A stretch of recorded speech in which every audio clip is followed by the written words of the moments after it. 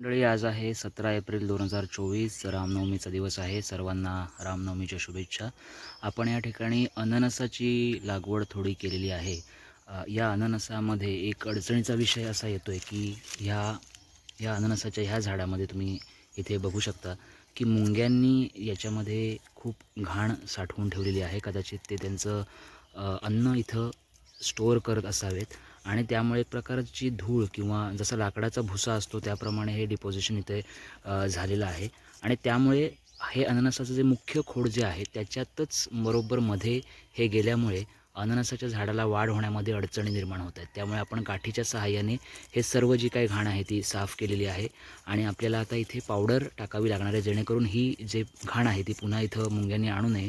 कारण इथं जवळच वारूळ आहे आणि ह्या वारुळातनं ह्या मुंग्या थेट या झाडापर्यंत जाऊन तिथं ही जी घाण आहे ती साठवत आहेत आणि त्यामुळे अननसाच्या झाडाला वाढीसाठी अडथळा निर्माण होतो आहे.